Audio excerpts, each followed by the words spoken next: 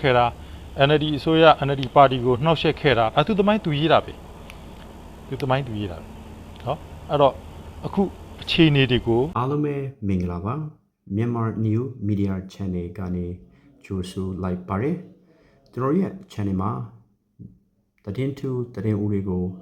နေ့စဉ်နဲ့အမျှအစဉ်ဆက်မပြတ်တင်ဆက်ပေးလို့နေပါတယ်ခုလိုမျိုးသတင်းထူးသတင်းဦးတွေကိုအချိန်နဲ့တပြည့်ညီကြည့်ရှုနားဆင်နိုင်ဖို့ကျွန်တော်ရဲ့ channel ကို subscribe လေးနှိပ်ပေးဖို့ပြောချင်ပါတယ်ရရှိကြီးတယောက်ဖြစ်တယ်ဆိုပြီးတော့ရေးလိုက်တယ်အဲ့ဒီမှာခိုးလေးတကြောပွက်လုံးညံပြီးတော့ပြဿနာတွေဖြစ်ကြတော့ဖြစ်ကြတဲ့အချိန်မှာလိုအပ်တဲ့စုံစမ်းစစ်ဆေးမှုတွေလုပ်ကြတဲ့အခါကျတော့မှန်ပါတယ်ဒီရေတက်ဦးစီးချုပ်ဗိုလ်ချုပ်ကြီးကသူရရှိတဲ့တစိ့ကိုသူထိုးတာမှန်တယ်သူ့ကိုအဲ့ဒီအချိန်မှာပေးရခဲ့တဲ့အကြီးအကဲကတပ်ဆင်ခွင့်ပေးတယ်လို့ပြောခဲ့တာလည်းမှန်တယ်အဲ့ဒီအကြီးအကဲကပြန်တန်းမှာနိုင်ငံတော်ပြန်တန်းမှာထုတ်ပြန်ကြေညာဖို့ပြက်ကွက်သွားတာလည်းမှန်တယ်ပြီးတော့လေအဲ့ဒီသတင်းထောက်ကဒီအကြောင်းကိုထုတ်ဖော်ပြီးတော့လူမြင်ကွင်းမှာရေးသားတဲ့အချိန်မတိုင်ခင်တစ်နှစ်လောက်ကပဲစပြီးတော့ဒီရေတက်ဗိုလ်ချုပ်ကြီးဟာဒီတစိ့ကို तू မတတ်တော့ तू တိသွားလို့ तू မတတ်တော့ဒါပေမဲ့အဲ့ဒီသတင်းတောက်ကလွန်ခဲ့တဲ့တစ်နှစ်ကျော်ကတတ်ခဲ့တဲ့ဟာကိုဓာတ်ပုံနဲ့ထောက်ထားရထုတ်ပြီးတော့ तू ကဆွဆွဲတာပေါ့ခင်ဗျာဒီဗီတစိ့ပါတဲ့သူရဲကောင်းမှာတက်ဆင်ခွင့်ရှိတဲ့တစိ့ကိုခင်ဗျာရေတက်ဦးစီးချုပ်လုပ်ပြီးတော့ခင်ဗျာတတ်တယ်ဂုဏ်သိက္ခာမရှိဘူးဒါပေမဲ့ तू ကလွန်ခဲ့တဲ့တစ်နှစ်ကျော်ကလေးကသူ့ကို तू တိလို့မတတ်တော့ဒါပေမဲ့ तू တတ်ခဲ့ဘူးဒါပေမဲ့ဟိုလေးတကြောဖြစ်သွားတဲ့အချိန်မှာ तू ဟာစစ်သားကောင်းတယောက်ပြီးစစ်ကောင်းဆောင်ကောင်းတယောက်ပြီးဂုံတိတ်ခါကိုအမြင်မားဆုံးတန်ဖိုးထားတဲ့စစ်သားတယောက်ပြီးသူဒီတစိတ်ကလေးကိုတတ်ခဲ့ပူပါတယ်ဒါပေမဲ့ तू မသိလို့ပြန်တန်းမှာနိုင်ငံတော်ပြန်တန်းမှာမထည့်သွင်းရသေးဘူးဆိုတာကိုမလေးလာခဲ့မိပဲတတ်ခဲ့မိပါတယ်တဲ့ဒီအတွက် तू ဝန်ခံတယ်ဝန်ခံပြီးတော့သတင်းထောက်တွေကိုသူ့ကိုလာတွေ့ပါ तू အဲ့ဒီကိစ္စနဲ့ပတ်သက်လို့ပြည်သူသိရှိအောင် तू ရှင်းပြပါမယ်ဖိတ်ခေါ်လိုက်ပြီးတော့အဲ့ဒီသတင်းထောက်တွေသူ့ရှိကိုလာနေတဲ့အချိန်မှာပဲသူဟာသူ့အိမ်မှာသူ့ခေါင်းကိုတန်းတန်းနဲ့ပြပြီးတော့တတ်တည်ဘူးသူ့ရဲ့အမြင့်မြတ်ဆုံးဂုံတိတ်ခါစောင့်ထိန်မှုကိုဖော်ပြသွားခဲ့သူ့အဖြစ်ကပါလဲရင်ဖတ်တစိ့ထိုးတစိ့ကလေးကိုခွင့်ပြုချက်နိုင်ငံတော်ပြန်တန်းမှာမပါသေးပဲထိုးမိတဲ့အဖြစ်ကလေးတစ်ခုကျင်းသူ့သားတွေကိုဘီလီယံချီတဲ့ကုမ္ပဏီကြီးတွေထောင်နိုင်ဖို့နိုင်ငံတော်ဘဏ္ဍာကိုခိုးခဲ့တာလည်းမဟုတ်တက်ကရရှိသမျှရာရှင်ရိတ်ခါလှုပ်ပံခွင့်တင်တာအကုန်လုံးကိုသားသမီးနဲ့ဆွေမျိုးတစုပေးခဲ့တယ်အောင်ခိုးခဲ့တဲ့ပြစ်မှုလည်းမဟုတ်ကာဝေဦးစီးချုပ်ယာဒူးတက်တန်းပြေးပါလျက်ကင်နဲ့အတင်းဓမ္မတက်တန်းတိုးပြီးတော့ကုတ်ကတ်ပြီးတော့ခွေးကရကနေကာဝေဦးစီးချုပ်တက်လုံနေတာလည်းမဟုတ်ပြည်သူတွေဖတ်ရှုနေတဲ့သတင်းစာမျက်နှာကသတင်းထောက်တယောက်ကထောက်ပြလိုက်တဲ့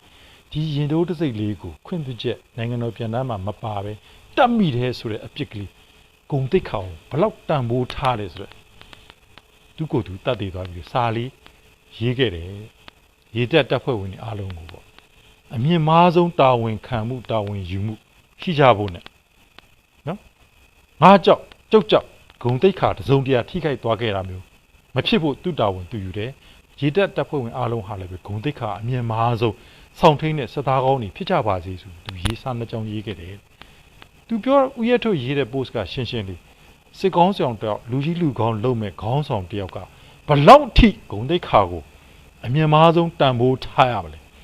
ဘလောက်ထိနော်ဆိုတော့ဒီရင်တိုးတစိတ်ကလေးမှာပါတဲ့ V ဆိုတဲ့ပုံစံလေးတစ်ခုနဲ့ပတ်သက်လို့ပဲသူတက်တည်တဲ့အထိတာဝန်ယူသွားတယ်ဆိုတဲ့အကြောင်းထောက်ပြလိုက်တာမင်းအွန်လိုင်းနဲ့ဖက်စစ်အာဏာခွေးယူတစုလူစိတ်ရှိရင်အော်နာဆိုတဲ့ဂုံတိတ်ခါဆိုတော့နားလေတဲ့အသိဉာဏ်ရှိတယ်ဆိုရင်ကိုခေါင်းဆောင်လို့ခံယူထားဆိုရင်ကိုတနက်အချက်ပေါင်းများစွာနဲ့ပြတ်သက်သေးတဲ့ post တစ်ခုဖြစ်တယ်။သူရေးသွားတာကျွန်တော်သူ့ကိုလေးစားသူဦးသိန်းစိန်လက်ထက်မှာနိုင်ငံရေးတက်ကြွလှုပ်ရှားသူတွေကိုတစုံတရာနှိပ်ကွပ်ခဲ့တာ NLD အစိုးရ NLD ပါတီကိုနှောက်ယှက်ခဲ့တာသူသမိုင်းသူရေးတာပဲသူသမိုင်းသူရေးတာပဲဟောအဲ့တော့အခုအခြေအနေတွေကိုကျွန်တော်ကွက်ပြည့်သုံးသပ်ပြရရင်ဖက်စစ်မင်းအွန်လိုင်းအုပ်စုဟာရန်သူပတ်လည်ဝိုင်းနေပြီရှမ်းမြောက်ရှမ်းတောင်မန္တလေးနေပြည်တော်ပတ်လည်ပဲခူးရန်ကုန်ဂျာတနင်္သာရီချင်းအစိုးဆုံး ပြန်သူကတော့သူ့အနီးနားနေပြီးတော့ဝင်းကျင်မှာပဲမျက်ထောင်နီတွေနဲ့သူ့ချင်းချင်းစောင့်ကြည့်နေတဲ့ဗိုလ်ချုပ်လက်တစ်ဗိုလ်ချုပ်လက်ဟောင်းအာနာရှင်လက်ဟောင်းကြီးတွေဟာသူ့ရဲ့အနီးကပ်ဆုံးရန်သူတွေဖြစ်သွားပြီပတ်လည်ဝိုင်းနေပြီရန်သူအဲ့တော့ရန်သူပတ်လည်ဝိုင်းနေတဲ့မင်းအွန်လိုင်းပေးကြတယ်ကျွန်တော်ထင်တယ်ဒီကနေ့ညတောင်မှတစုံတရာထူးခြားမှုရှိနိုင်နေမယ်လို့ထင်တယ်အဲ့တော့ပြည်သူအားလုံးတိုင်းသားတော်လိုင်းတပ်ဖွဲ့ဝင်အားလုံးကျွန်တော်တို့ရဲ့မပြီးဆုံးသေးတဲ့တော်လိုင်းတိုက်ပွဲအတွက်ကိုအားသွန်ခွန်ဆိုင်ဆက်နှွဲလိုက်ကြပါစို့ပြီးတော့လေဥယျာဉ်ထုတ်ကိုပုံပမာယူရင်းကျွန်တော်2015တုန်းကဖမ်းခံရစဉ်ကာလလိုပေါ့ကျွန်တော်တခါအခုနောက်ဆုံးထောင်ဒီ NLD အစိုးရမတက်ခင်အချိန်မှာပေါ့ဘူးလက်လဆွေတို့ဝေရတူတို့နော်ဒီလူတွေထောင်ထဲကိုရောက်လာတယ်မကြဘူးအာနာသိမ်းပြီးပြန်လွှတ်တယ်အာနာသိမ်းမှဆိုတာတိလို့အဖမ်းခံတာအဲ့တော့ဥယျာဉ်ထုတ်တို့အုပ်စုကိုလည်းပဲအခုဘူးလက်လဆွေတို့ကဲ့သို့စင်တရန်တူတဲ့အနေအထားမျိုးမဖြစ်ပါစေလို့လည်းမျှော်လင့်ပါတယ်အဲ့တော့ဥယျာဉ်ထုတ်တို့လိုအမှန်နဲ့တရားကိုမြင်လာတဲ့စစ်ကောင်းဆောင်ဟောင်းတွေ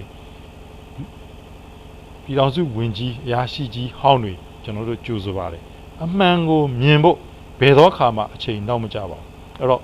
ဥယျာဉ်ထုတ်လို့စစ်သားကောင်းစိတ်သက်ရှိတဲ့လူစစ်တပ်ကိုကောင်းစေခြင်းတဲ့လူတော်မှရဲရဲဆက်ဆက်ထောင်သွင်းချင်းအကျဉ်းချတယ်ဆိုတော့ဖက်စစ်မင်းအွန်လိုင်းလက်အောက်မှာဘယ်ဂုံတိတ်ခါဘယ်လူတန်ဖို့ဘယ်စစ်သားကောင်းတို့ဂုံကြီးကိုရလိမ့်မလဲဆိုတဲ့အတွေးဥယျာဉ်ထုတ်မျက်နှာကိုတရေရေးမြင်ရင်းနဲ့လက်ရှိလက်ပါစီဖြစ်ဝင်ထမ်းနေတဲ့စစ်ခွေးရဲခွေးတွေတွေးကြည့်ကြပါလို့ဒီညသတင်းကျွတ်လက်ဆောင်ဖြစ်ကျွန်တော်မှာစကားပါလိုက်ခြင်းစစ်ခွေးအားလုံးအတွက်အန်ရည်ပတ်လည်ဝိုင်းနေပြီစစ်ခွေးအားလုံးအတွက်နောင်တဆိုတာမရှိဘူးစစ်ခွေးရဲခွေးအားလုံးအတွက်ပြည်သူရင်ထဲမှာတေးမှတ်ထားတဲ့